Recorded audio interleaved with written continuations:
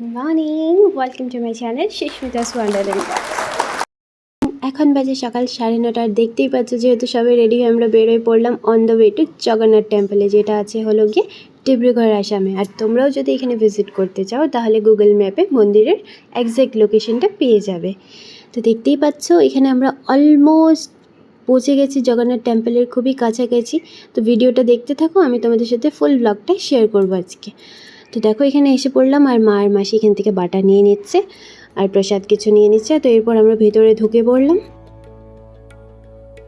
তো দেখতেই পাচ্ছ এখানে অনেক মানুষ এসে পড়েছে, যেহেতু আমাদের একটু লেট হয়ে গেছে। তো সবচেয়ে প্রথম আমরা এখন যাচ্ছি হলো গিয়ে জগন্নাথ ঠাকুরের দর্শন করতে।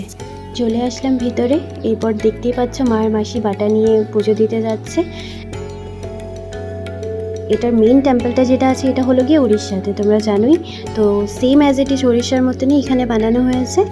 আর এখানে আমরা এখন নেক্সট চলে আসলাম বাতি আর ধূপকাঠি জ্বালানোর জন্য। মায়ের মাসি রেডি করে নিচ্ছে, তো আমরা জ্বলিয়ে নিলাম এখানে।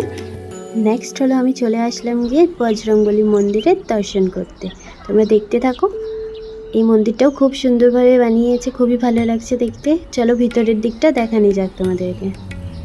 খুবই শান্ত আর একদম পিসফুল এনভায়রনমেন্টটা হয়ে আছে, খুবই ভালো লাগছে।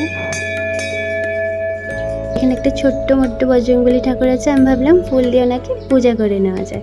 এরপর ভিতরের মন্দিরটা আমি তোমাদের সাথে দেখাচ্ছি। এই দেখো ভিতরের মন্দিরটা। তো দেখতেই পাচ্ছ এখানে ওয়ালে কি সুন্দর করে মূর্তিগুলো বানানো হয়েছে। দেখো প্রত্যেকটা জায়গায় ছোট ছোট জায়গা করে ওরা এক একটা মূর্তি বানিয়েছে।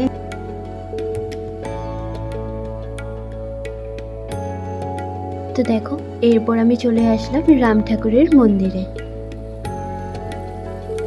তো এই দেখো রাম ঠাকুরের মন্দিরটাও খুবই সুন্দরভাবে বানিয়েছে। তো এখান থেকে খুবই সুন্দর পুরো ফুল মন্দিরটা দেখা যায়, তার জন্য আমি দেখালাম তোমাদেরকে। এরপর যাচ্ছি গিয়ে আরও একটা মন্দিরে। তো দেখতেই পাচ্ছ এটাও হয়েছে আরও একটা মন্দির, এটা হলো গণেশ মন্দির। মা আর মাসি এখানে পুজো করছে। তো নেক্সট আমরা চলে আসলাম হলো কি নবগ্রহ ঠাকুরের দর্শন করার জন্য। তোমরা দেখতেই পাচ্ছ এখানে চারিপাশে 9টা ঠাকুর আছে আর মাঝখানে এখানে সূর্য ঠাকুরকে বসানো হয়েছে। তো দেখো খুবই সুন্দরভাবে ওনাদেরকে ড্রেস পরানো হয়েছে, খুব ভালো লাগছে দেখে। আর গাইস চারিপাশটা ঘুরে মনটা এত ভালো লাগছে যে কি বলবো।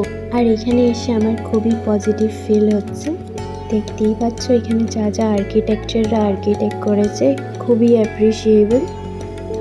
এখানে প্রত্যেকটা জিনিসে এত সুন্দরভাবে ওরা ডিজাইন করেছে। চারিপাশের এনভায়রনমেন্টটা দেখতে পাচ্ছ খুবই নিট অ্যান্ড ক্লিন।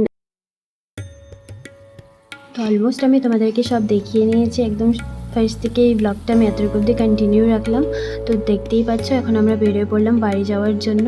তো তোমরা যদি আমার চ্যানেলটাতে নিও তো প্লিজ একটা সাবস্ক্রাইব করে দেবে। আর যারা এই ভিডিওটা দেখছো আর যদি তোমাদের আমার এই ব্লগটা পছন্দ হয়েছে তো প্লিজ একটা ছোট্ট লাইক করে দেবে আর আমার চ্যানেলটা সাবস্ক্রাইব করে দেবে। সাথে যে বেল আইকনটা আছে ওটাকে ক্লিক করে নোটিফিকেশনটাকে অ্যাক্টিভ করে নেবে। তো চলো নেক্সট ভিডিওতে খুব শীঘ্রই দেখা হচ্ছে। বাই।